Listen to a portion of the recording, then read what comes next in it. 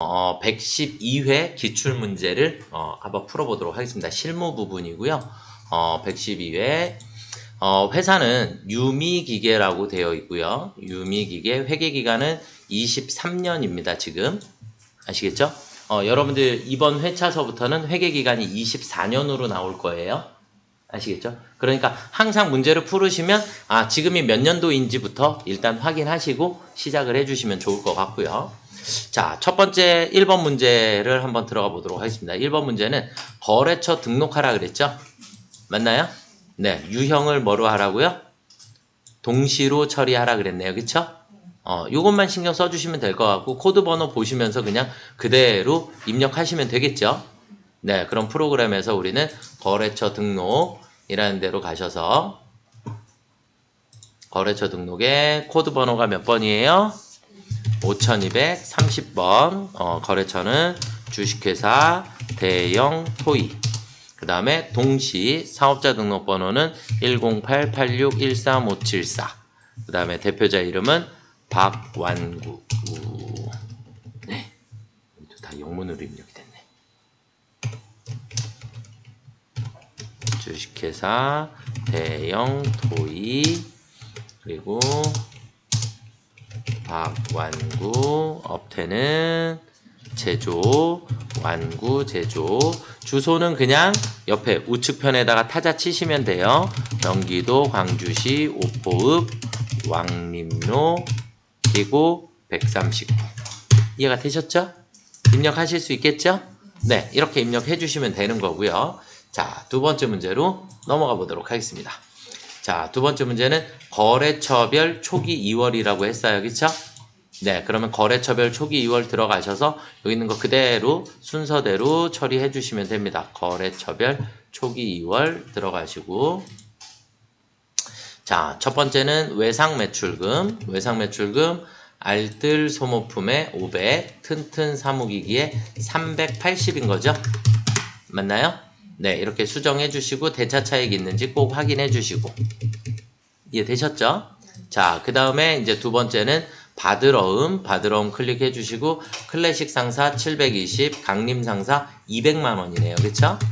네, 200만 원 수정해 주시고 또 차액 있는지 꼭 확인해 주시면 되겠고 자, 그 다음은 외상 매입금이고요. 외상 매입금 F2 눌러서 회원 상사 460만 원입니다. 이렇게 넣어주시면 되겠죠? 네, 여기까지 입력해 주시면 정답이 되겠고요. 자, 그 다음 문제로 넘어가 보도록 하겠습니다. 전기분 재무상태표 반드시 여러분들 전기분으로 검색을 하셔야지 돼요. 아시겠죠? 전기분 그냥 재무상태표 들어가시면 안 돼요. 전기분 재무상태표 들어가셔서 원재료의 금액을 7,560만 원으로 수정해 주시면 됩니다. 그런데 전기분 재무상태표에 원재료를 수정하고 나면 얘가 어디에 영향을 미쳐요? 원가명세서에. 원가명세서에 원재료가 반영이 돼요. 그럼 원가명세서의 내용이 바뀌게 되면 그 다음은 어떻게 되죠? 손익계산서에 문제가 생기겠네요. 손익계산서에 문제가 생기면 전기분 잉여금 처분계산서에도 문제가 생기겠네요. 그쵸? 그럼 잉여금 처분계산서를 수정하고 나면 전기분 재무상태표를 다시 또 수정을 해야 하는 경우의 수가 생기겠네요. 맞나요? 네, 얘네들은 같이 계속 세트로 움직이게 돼요. 그러니까 지금 원재료라고 하는 친구가 재고자산이기 때문에 재고자산을 수정을 하게 되면 재고자산은 어디에서 수정해요? 재무상태표에서. 아시겠죠? 재무상태표에서 우리가 원재료를 일단 수정을 할 거예요. 수정을 하고 나면 원가명세서에 이제 이거를 다음 줄에다 써야겠다. 전기분 원가명세서에 가시게 되면 원가명세서에 원재료비가 바뀌게 돼요. 원재료비가 바뀌게 되고 원재료비가 바뀌면 결론적으로 당기 제품 제조 원가가 바뀌게 돼요. 그러면 이 단기 제품 제조 원가는 손익계산서에 어디로 들어가요? 제품 매출 원가로 들어가요. 제품 매출 원가로.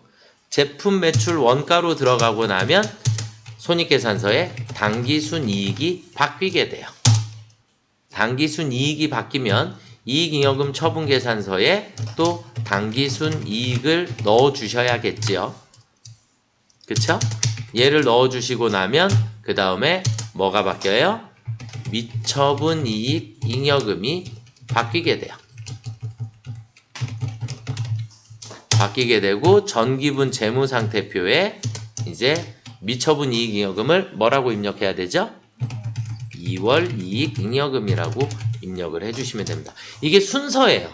그래서 원손이제 이거 순서대로 그냥 계속 넘어가는 거예요.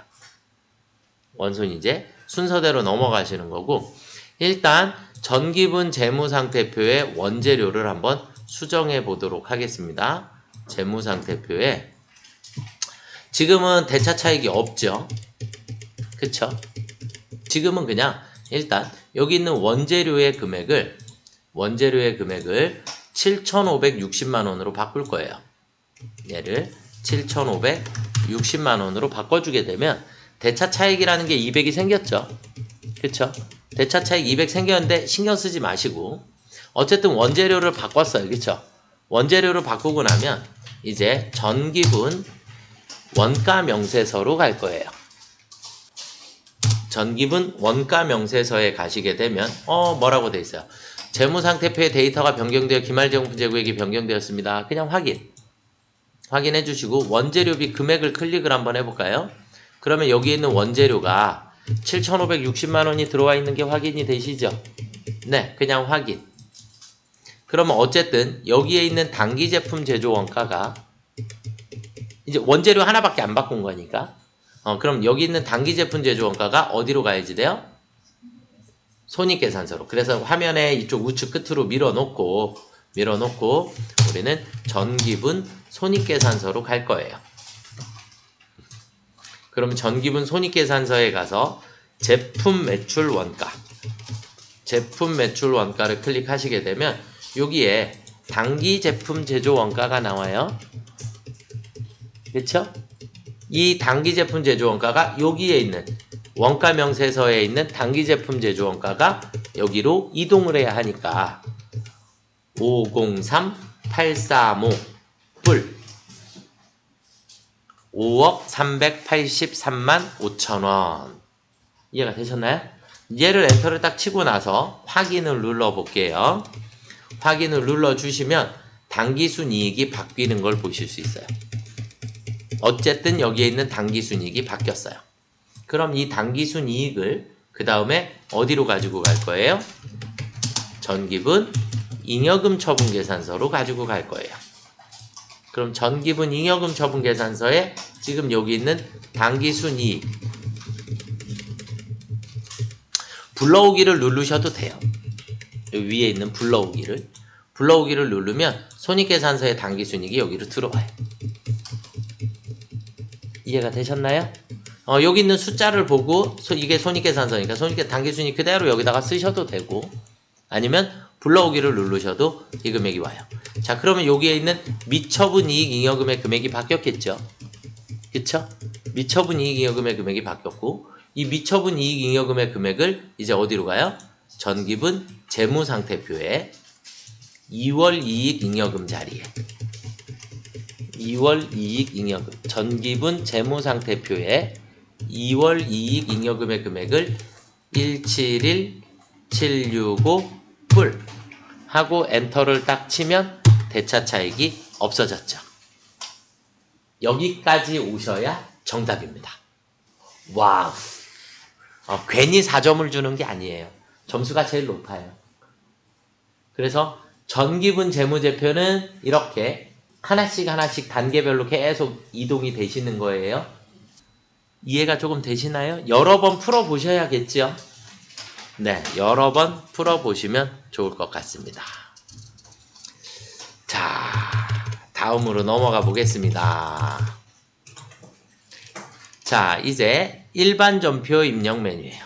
일반전표 입력 메뉴에 자, 날짜는 8월 10일 날이고요.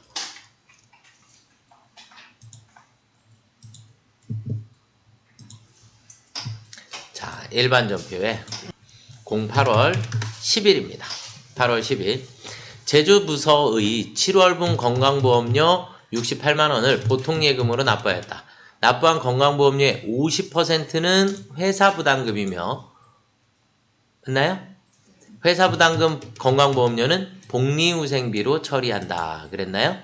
자, 일단 중요한 거 제조부 거예요. 누구 거요?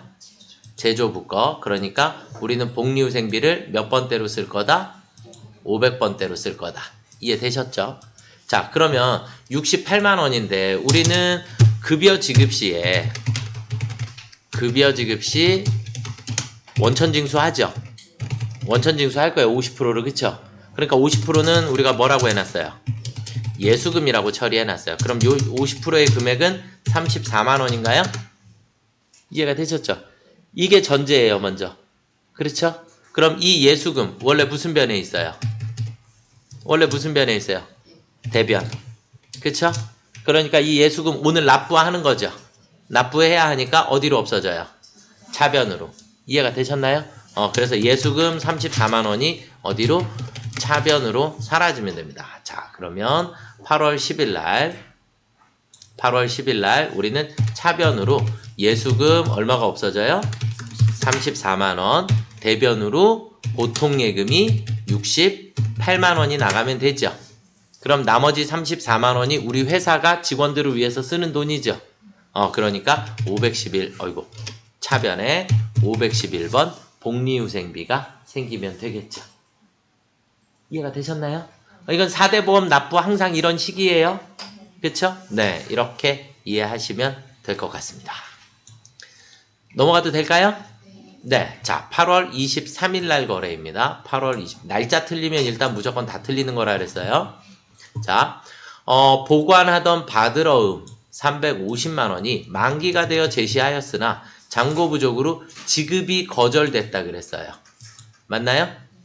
친절하게 계정 과목 이름이 나와 있네요. 맞죠? 안 나와 있어도 부도어음과 수표라고 해주시면 돼요. 그런데 이 부도어음과 수표 특징이 있어요. 뭐예요? 반드시 거래처를 쓰셔야 해요. 거래처를 안 쓰시면 틀리는 겁니다. 지금 거래처 누구예요? 애플전자. 자, 그러면 8월 23일 날 08월 23일 날 우리는 대변에 바드러움 애플전자의 바드러움이 350만 원이 없어질 거고요.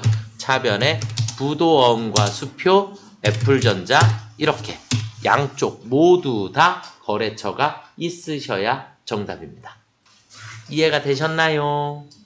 네, 자, 다음 날짜는 9월 14일입니다. 9월 14일. 영업부에서 고용한 일용직 직원들의 일당 42만 원을 현금으로 지급하였다. 고용보험료 등 원천징수액은 발생하지 않은 것으로 가정한다. 그랬나요?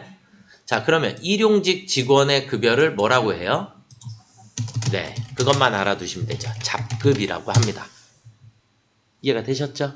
네, 무슨 부서? 영업부서. 영업부서니까 몇 번대? 800번대. 이해가 되셨죠?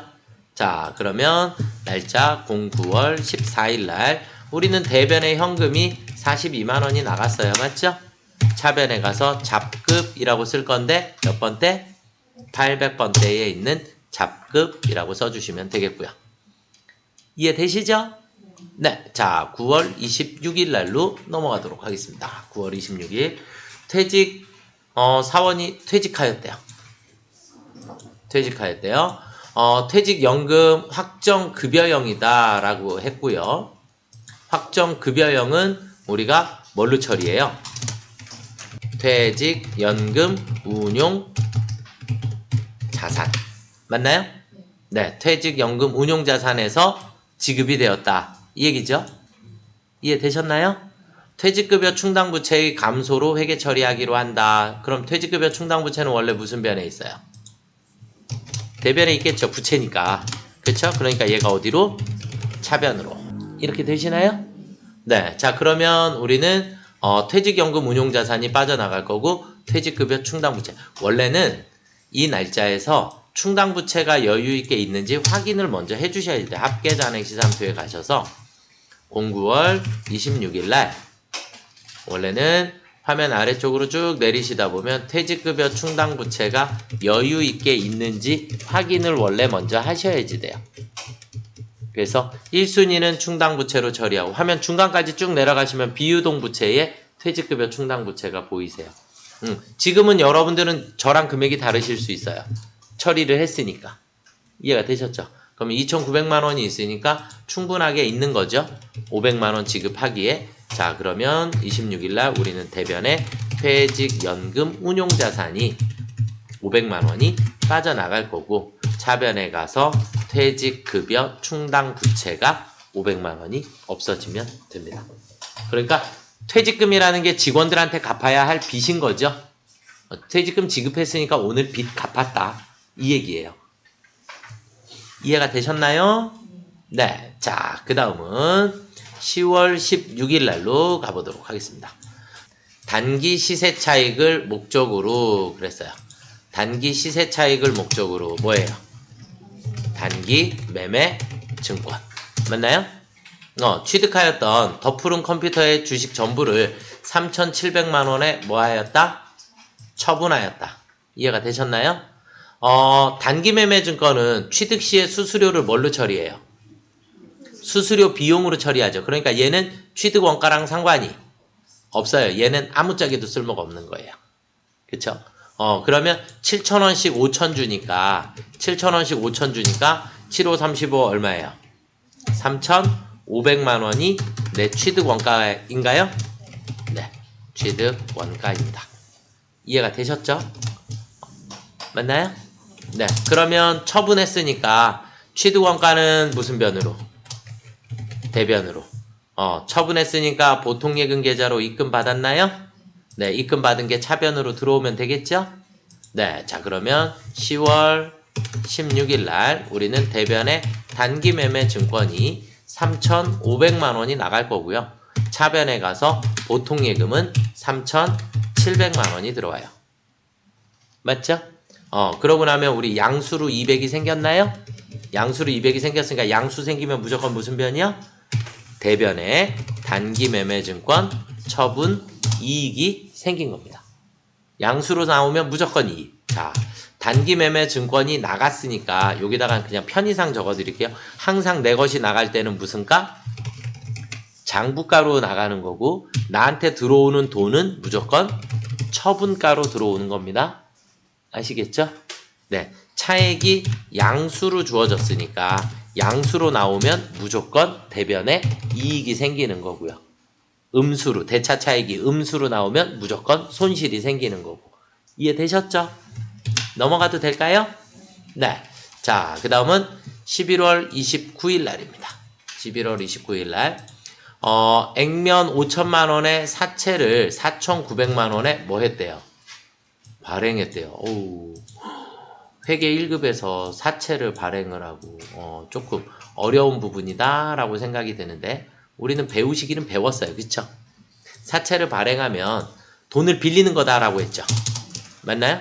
그러면 일단 차변에 돈이 들어올 거고 대변에 우리는 사채가 생길 거예요. 그쵸? 이게 일단 제일 기본이에요. 그러면 여기서 중요한 건 내 돈은 무조건 무슨 가액대로? 발행가액대로 돈이 들어와야 하고 사채는 하늘이 두 조각 나도 무조건 뭐다? 액면으로 기록해야 한다. 이게 숙제인 거예요. 그러면 우리가 마이너스가 생기면 차변에다가 할인 발행 차금이라고 넣으실 거고 맞죠? 대차 차익이 플러스로 나오게 되면 할증 발행 차금이 되는 거죠. 사채 발행은 이게 끝이에요. 여기서부터 요만큼만 여러분들이 이해하고 계시면 되지 않을까라고 생각을 합니다. 사채는 요만큼이 제일 큰 틀이에요. 자, 그럼 여기다 숫자 넣어보면 액면은 얼마라고요? 5천만원. 그쵸? 액면은 5천만원, 발행가액은 4,900만원. 그러면 여기에가 4,900만원이 들어갈 거고 액면은 5천만원이 나오겠죠. 그러면 마이너스 100만원 생기겠네요? 그러면 할인 발행 차금이 얼마가 생겨요? 네, 100만원만큼의 할인 발행 차금이 생기면 되겠죠. 이해가 되셨나요? 이게 분계 끝.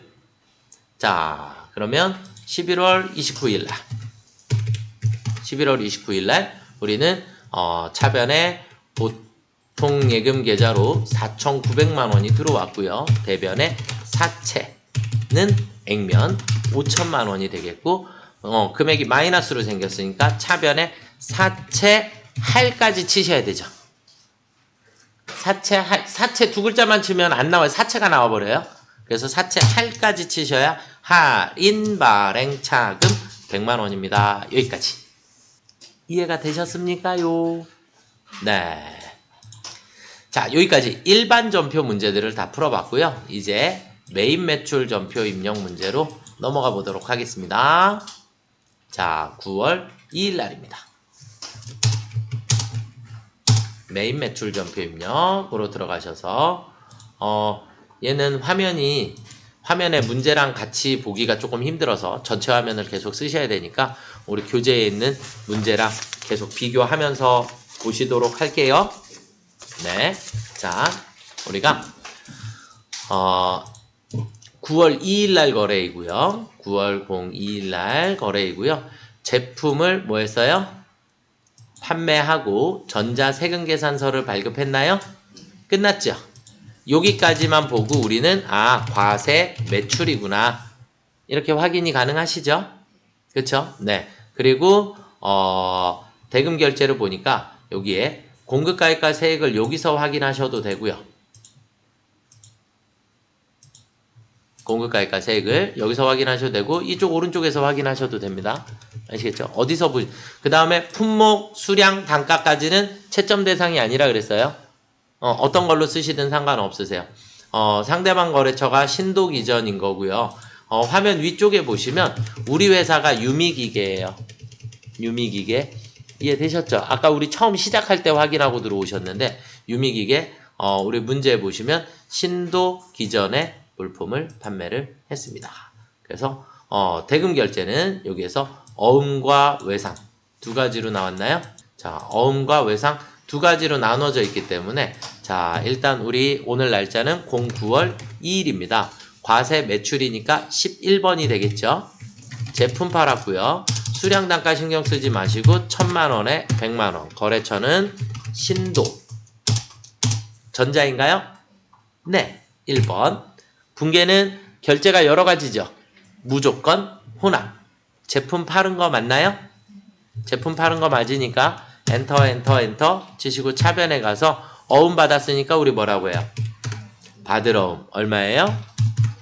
800. 그리고 차변에 나머지는 외상 매출금. 이해가 되셨나요? 네. 엔터 쳐주시면 항상 줄바꿈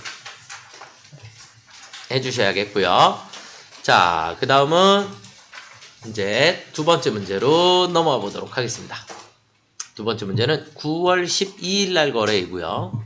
9월 12일 날 거래이고 제조부서에서 생산직 직원들한테 제공할 작업복을 구입했어요. 작업복 구입 즉시 전액 비용으로 처리한다 그랬나요?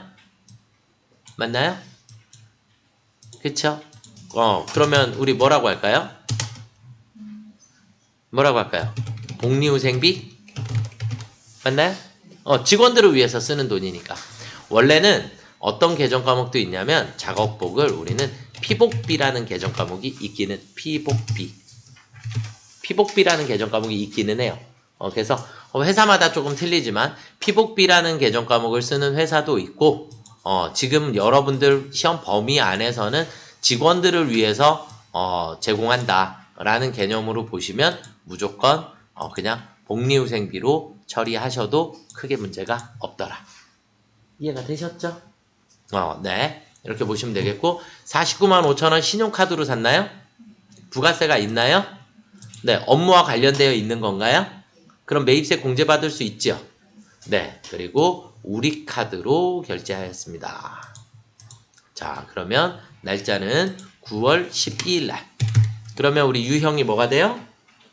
카드 과세 매입 57번 카드과세 매입 작업복 공급가액은 49만 5천원 넣어주시면 알아서 나누어지지요. 그쵸? 알아서 나누어집니다. 카과, 현과, 건별 세 가지는 공급 대가를 입력하시면 금액이 알아서 나누어져요. 자, 거래처는 어디에서 샀죠? 인천상회. 인천상회. 신용카드사로 넘어갔으니까 F2 눌러서 우리카드. 분계는 카드 4번을 선택을 해주시면 됩니다. 그럼 미지급금에 자연스럽게 우리카드가 걸리게 되고요. 우리는 여기에서 복리후생비 511번 선택해 주시면 됩니다. 이해가 되셨나요? 혹시 피복비라는 계정 과목이 있을까요? 피복비 없네요. 그쵸? 없어서 복리후생비밖에 할 수가 없어요. 아시겠죠? 그래서 피복비라는 계정 과목, 작업복 같은 걸 피복비라고는 한다. 직원들을 위해서 쓰는 돈 그냥 복리후생비라고도 한다. 이렇게 이해하시면 좋을 것 같아요. 이해되셨죠? 네. 넘어가도 될까요? 자, 다음은 10월 5일날 거래이고요. 10월 5일날 미국의 파이핀인가요? 파이빈? 네. 자, 100개. 그런데 개당 판매 금액이 $1,000인가요? 그쵸? 그러면 얘를 원화로 바꾸면 개당 얼마예요? 우리 선적일 기준 환율이 1,000원이죠. 달러당. 그러면 개당 금액은 100만원입니다. 개당 금액은 100만원. 이해가 되셨을까요? 네, 개당 금액은 100만원이다 라는 거를 일단 먼저 체크를 해주시고 보통 예금으로 송금 받았나요? 네, 그러면 개당 한 개당 100만원이니까 한 개당 100만원이니까 우리는 지금 몇 개예요? 100개. 이해가 되시죠? 100개. 자, 그러면 우리는 10월 5일날 입력을 해볼게요. 10월 05일날 우리는 미국에 뭐를 했어요? 수출 16번 수출입니다. 제품이고요. 그냥 수량을 100개, 단가를 100만원 이렇게 써주시면 돼요. 그냥. 그러면 자기가 알아서 1억 원입니다. 이렇게 계산을 하니까.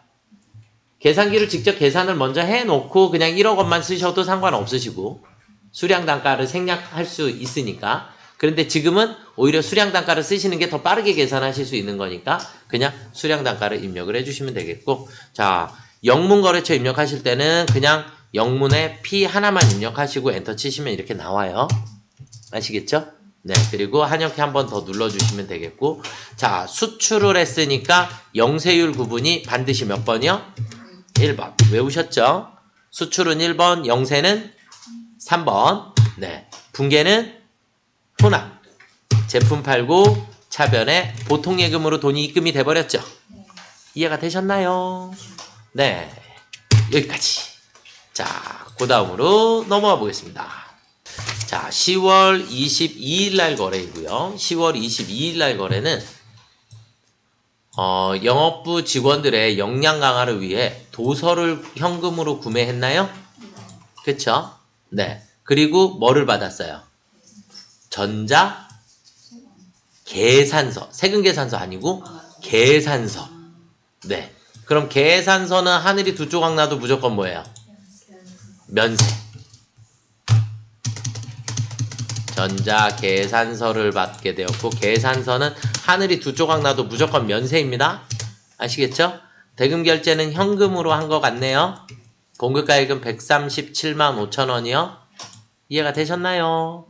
네. 거래처는 여기에 영건서점, 요 문제상에서도 영건서점 이렇게 주어져 있네요. 그쵸?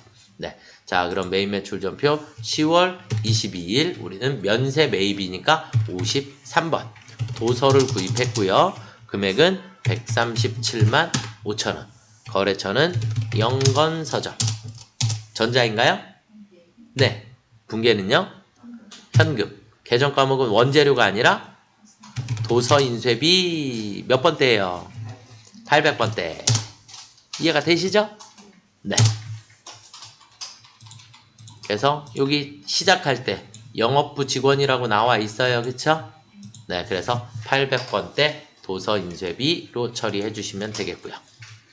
자, 그 다음은 11월 2일 날 거래입니다. 11월 2일. 개인 소비자에게 제품을 판매하고 현금 영수증을 발급했나요? 네. 그러면 판매했으니까 매출이에요. 그쵸? 매출에 현금 영수증, 대금은 보통 예금으로 수령했고요. 11월 02일 날 우리는 뭐라 해요?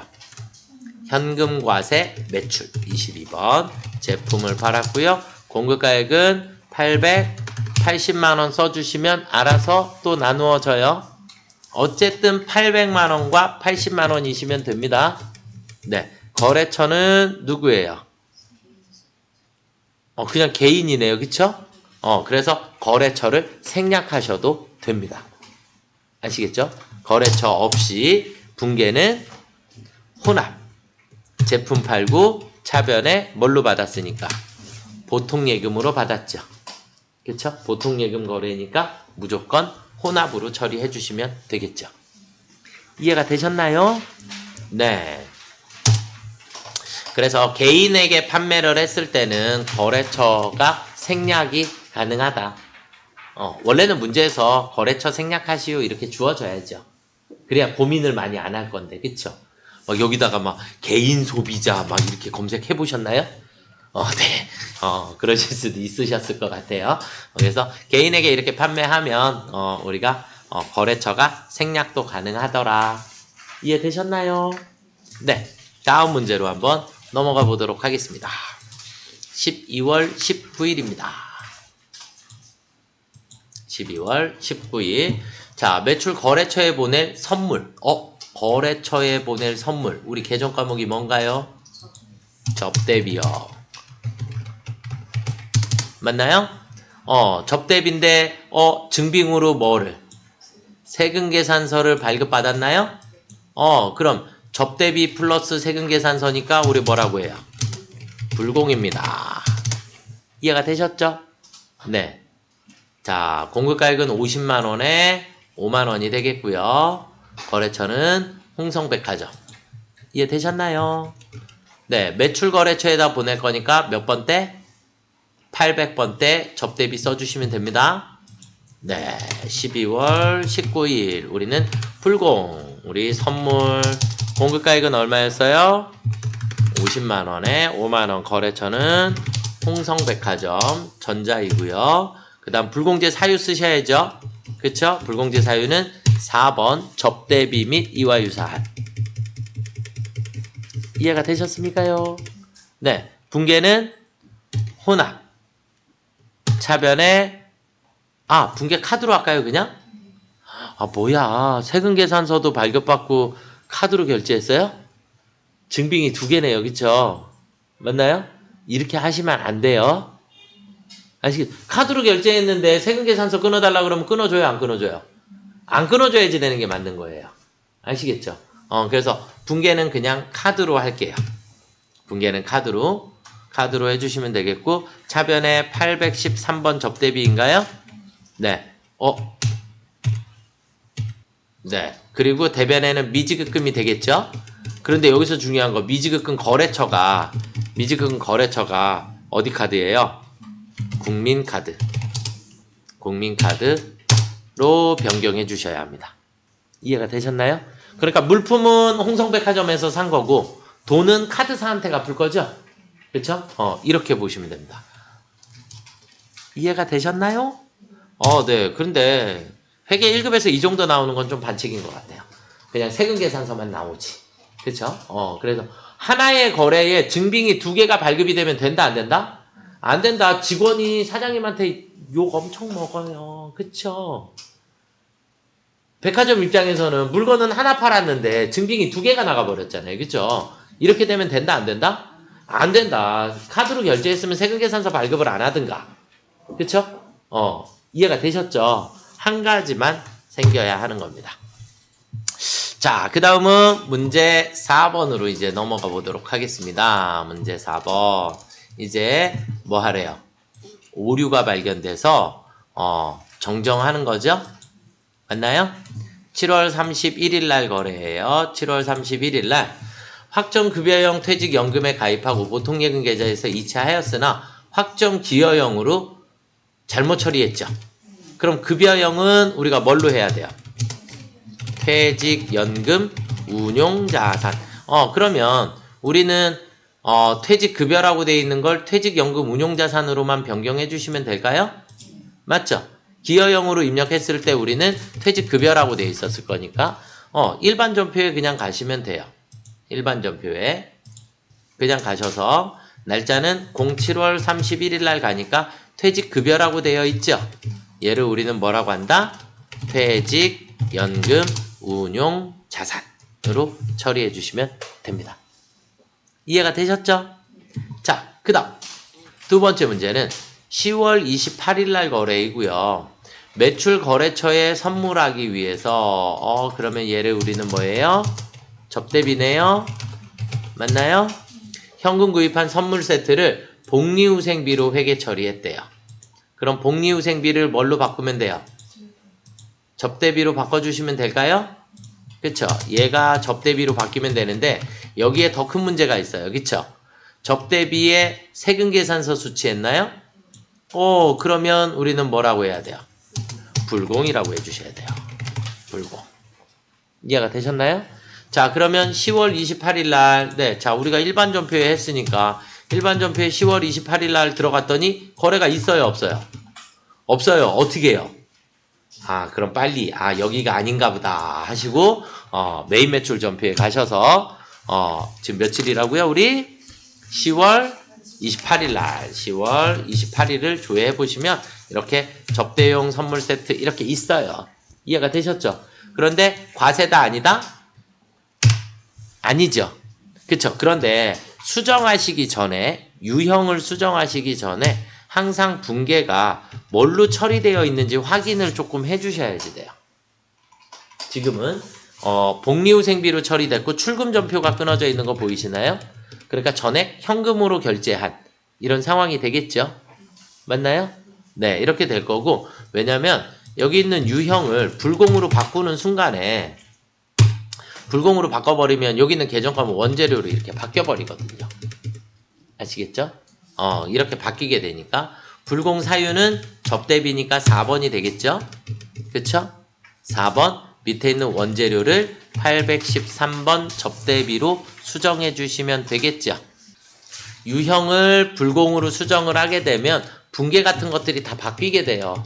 분계가 다시 원재료로 막 돌아가 버리니까 불공제 사유 반드시 써주시고 그 다음에 밑에 계정 과목 접대비로 수정해 주시면 됩니다. 이해가 되셨나요? 네, 자 여기까지 오류 수정 문제를 풀어봤고요. 자, 그 다음은 이제 결산이에요. 결산 정리사항. 결산 정리사항은 두 가지가 있어요. 일반 전표 문제가 있고 또 결산 자료 입력 문제가 있고 맞죠? 그래서 자동 결산과 수동 결산으로 나누어지게 되고 지금 문제를 살펴보니까 1번은 예금에 대한 이자를 계산해야 하는 거고요. 두 번째는 외화에 대한 평가예요. 맞죠? 그래서 외상매입금 환율이 나와 있기 때문에 외화에 대한 평가 둘 다 일반 전표에다가 처리해 주시면 되겠고 세 번째 문제는 대손이죠. 맞나요? 네, 대손 나오면 무조건 우리는 결산자료 입력에 가시면 됩니다. 이해가 되셨죠? 그래서 1번, 2번을 먼저 일반 전표의 문제를 풀어볼게요. 자, 우리가 7월 1일에 가입한 토스은행에 7월 1일 날 가입했다 그랬고요. 정기예금이니까 정기예금 500만원 이자를 내가 받아야 돼요? 줘야 돼요? 받아야 돼요. 그러니까 이자 수익이 생겨야겠구나. 맞죠? 이자 수익이 생겨야 되는데 기간 뭐라 그랬어요? 경과분 이자. 기간 경과분이란 얘기는 이미 기간이 지났는데 이자를 받았다 못 받았다? 못 받았다 이 얘기예요. 그래서 기간 경과분이다 란 얘기는 기간 경과분은 우리가 미수 수익이다 라고 처리해 주시면 됩니다. 미수 수익. 자, 금액을 계산을 해야겠죠? 그쵸? 금액을 계산하셔야지 되니까 우리 원금은 500만 원이 되겠고요. 500만 원. 원금은 500만 원이고 여기에 대해서 곱하기 이자율이 몇 프로예요?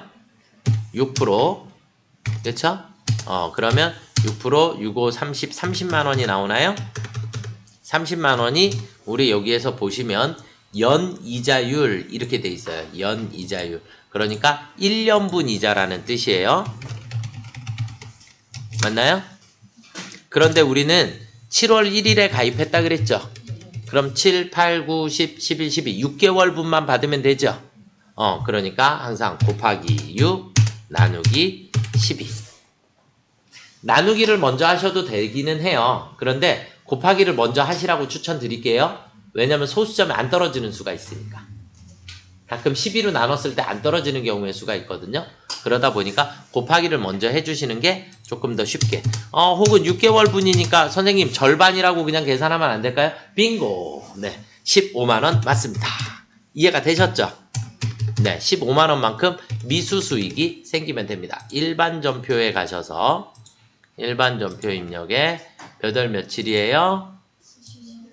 네, 12월 31일 날 12월 31일 날 우리는 차변의 미수 수익 15만원 대변의 이자 수익이 15만원이 생기면 됩니다. 아직 안 받은 이자니까 이해되셨죠? 자, 그 다음은 외상매입금이라 그랬어요. 계정 과목 이름이 뭐라고요? 외상매입금이라 그랬고요. 200만 원이었어요. 2,000달러.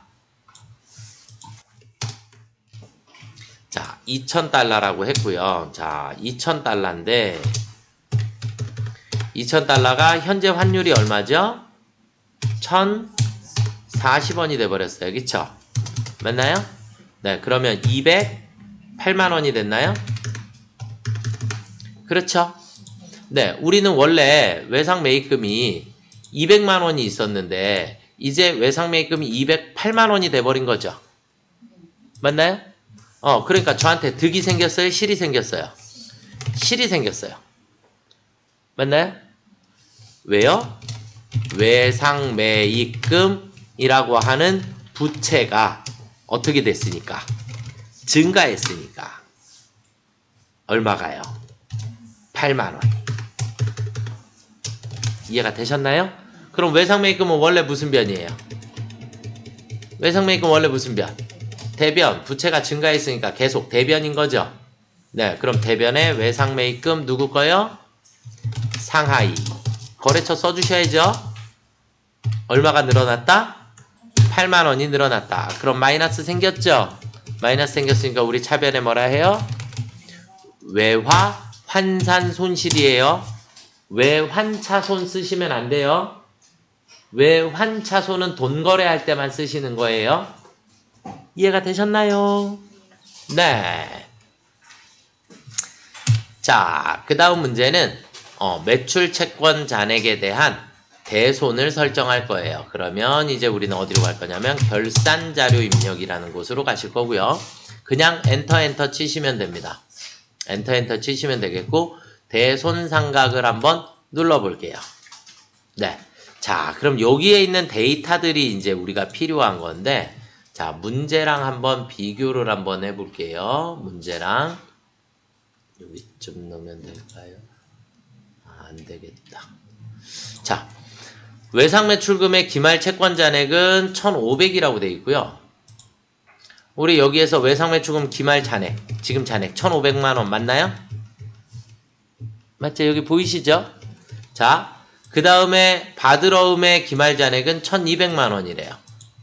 그러면 여기에 있는 받으러움이 1,200만 원. 맞나요? 네, 이렇게 같아야 돼요, 얘가. 그리고 기말 충당금 잔액이 7만 원, 15만 원. 그러니까 여기에 7만 원, 15만 원 이렇게 있죠. 맞나요? 그럼 여기에서 나온 답이 정답이라는 뜻이에요. 정답. 그래서 친절하게 문제에서 답이 8만 원 추가 설정하라 그랬고 3만 원은 빼라고 나와 있죠. 여기 이렇게 삼각형 표시되어 있는 것은 마이너스를 의미하는 거예요. 우리 회계 이런 뭐 단위로 쓸 때 삼각형 표시된 건 마이너스다 라고 인식하시면 됩니다. 아시겠나요?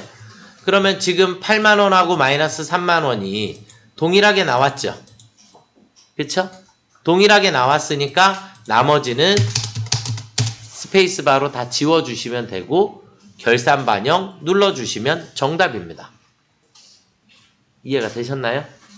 자, 이렇게 눌러주시면 정답이 되겠고 우리가 여기 화면 중간쯤 내려오시면 외상매출금에 대한 받으러움에 대한 이렇게 나와 있어요. 나와 있고 여러분들이 만약에 문제를 처음 풀으시려고 딱 봤더니 기말 채권 잔액이 1,500만원하고 1,200만원이어야 되는데 여기를 들어갔더니 1,500하고 1,200이 아닐 수 있죠. 이건 여러분들이 앞에 문제를 잘못 풀으시면 당연히 외상매출금 금액, 받으러온 금액이 틀려질 수도 있죠. 그러실 수도 있어요. 이렇게 되면 지금은 문제에서 명확하게 자료를 다 줬기 때문에 이만큼이다 라고 회계 처리는 무시하고 아래 주어진 자료에 의해서만 처리한다 그랬죠. 맞나요? 그렇기 때문에 그냥 그러면 8만원 추가 설정하면 되고 마이너스 3만원 추가 설정하시면 돼요. 8만원하고 마이너스 3만원 이해되셨죠? 그래서 결산자료 입력에 가셔서 그냥 얘도 들어가실 필요도 없으세요. 없고 그냥 화면을 아래로 내리셔서 대손상각 찾아가셔서 외상매출금에다가 그냥 8만원 여기다 이렇게 쓰시는 거예요. 그 다음 마이너스 3만원 이렇게 쓰시면 돼요. 그냥. 이해가 되셨죠? 이렇게 두 개를 그냥 직접 입력해 주시면 됩니다. 결산 문제가 3개죠? 그쵸? 그럼 얘가 마지막 문제죠? 네, 얘가 마지막 문제니까 문제 풀고 나면 반드시 뭐 해야 된다? 전표 추가를 눌러주셔야 회계 처리가 돼요. 아시겠죠? 네, 화면 위쪽에 있는 전표 추가를 반드시 눌러주시면 됩니다. 그리고 일반 전표로 가볼게요. 일반 전표로 가보시면 우리 아까 풀었던 문제 2개밖에 없죠? 그쵸? 그런데 여기에서 조회 버튼을 누르시게 되면 밑으로 결차결대라고 하는 분계가 쭉 보여요. 제일 마지막에 대손상각비, 대손충당금, 대손충당금 이렇게 회계 처리가 된 거예요. 이해가 되셨나요? 네, 여기까지 결산 문제를 풀어봤고요. 자, 이제 마지막 조회 문제가 3개가 남아있는데 자, 부가세 예정신고기간, 예정신고기간이라고 했어요. 1기 예정신고기간. 날짜가 엄청 중요하기 때문에 예정신고기간은 언제부터 언제예요? 1월 1일부터 3월 31일까지. 맞나요? 네. 날짜를 틀리면 일단 무조건 문제는 틀리신 거예요. 네. 이렇게 보시면 되겠고. 현금 영수증이 발행된 과세 매출을 찾으라고 했어요. 현금 영수증이 발행된 과세 매출액의 공급가액은 얼마인가? 이렇게 됐거든요. 맞죠?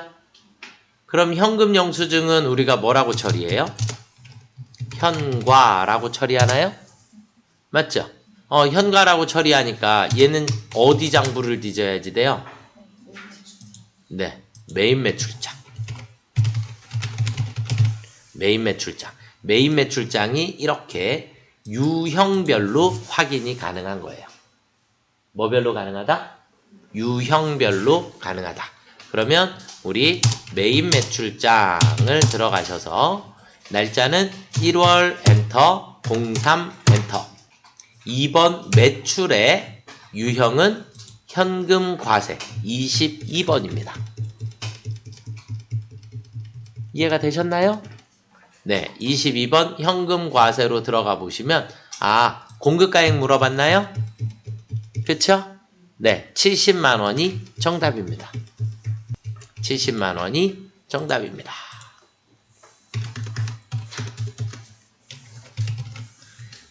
어떻게 찾는지 아시겠죠? 네. 이걸 자꾸 부가가치세 신고서에 가세요.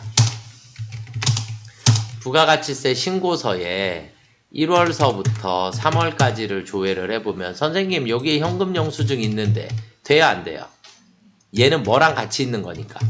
신용카드랑 같이 있는 거예요. 신용카드랑 같이 있는 거니까 된다 안 된다? 안 된다. 여기 있는 답은 신용카드랑 합쳐져 있는 금액이고 우리는 지금 현금 영수증만 찾으라 했으니까 메인 매출장에 가셔야 되는 거예요.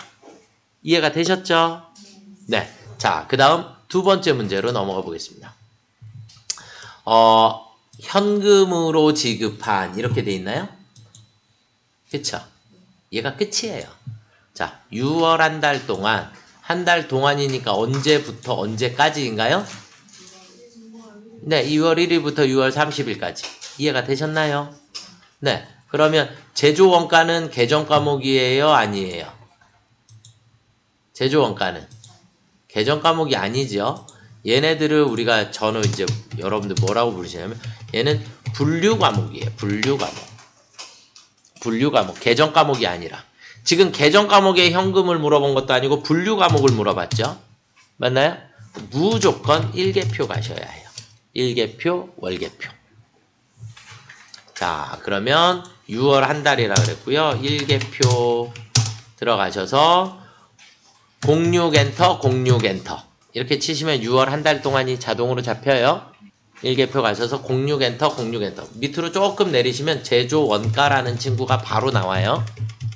밑으로 조금만 내리시면 돼요. 바로 나왔죠? 네. 그러면 제조 원가에 현금으로 지급한 그랬으니까 316만 2,300원인가요? 맞나요? 네. 얘가 정답. 316만 2,300원이 정답이 되겠습니다. 이해되셨죠? 네. 자, 마지막. 6월 30일 현재 외상매입금 잔액이 가장 작은 거래처명 이렇게 나왔고요. 외상매입금 잔액은 얼마인가? 맞나요? 가장 작은. 문제를 요만큼만 분석하시면 돼요. 그럼 거래처명 나오면 무조건 어디 가라고요? 거래처 원장 가시면 돼요. 거래처 원장. 6월 30일 현재니까 우리 거래처 원장 들어가셔서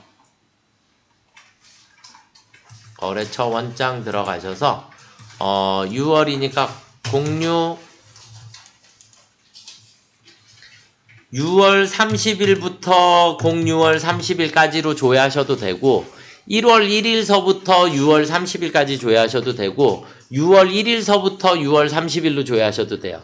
아시겠죠? 날짜는 아무 상관이 없어요. 뒤에 날짜만 6월 30일이면 돼요. 잔액을 물어보는 문제니까 무조건 뒤에 날짜가 언제면 된다? 6월 30일. 계정 과목 이름은 외상매입금. 외상매입금. 뭐 여기서도 FE 외상 이렇게 치시면 외상매입금 이렇게 나오겠죠, 그쵸? 네, 251번 외우셨나요? 네, 외상매입금 외우세요. 자, 거래처 엔터 치시면 거래처들이 쭉 나와요. 맞나요? 쭉 나오는데 가장 적은 그랬으니까 누구예요? 전설 유통이 눈에 보이기는 하네요, 그쵸? 맞나요? 그런데 이거보다 더 많으면 우리가 숫자가 비슷하게 있으면 구분하기가 힘드니까 잔액을 클릭, 여기 있는 잔액을 클릭하시면 이렇게 오름차순, 한 번 더 클릭, 내림차순, 한 번 더 클릭, 오름차순 이렇게 돼요. 정렬이 돼요. 그래서 우리는 전설유통 70만원입니다. 그러면 전설유통 70만원이 정답입니다. 아시겠나요? 네, 그럼 우리는 여기서 마지막 우리가 다 이렇게 했던 것을 프로그램의 이론 문제 답안 작성에 가시면 모든 메뉴를 또 닫고 하려네요. 네.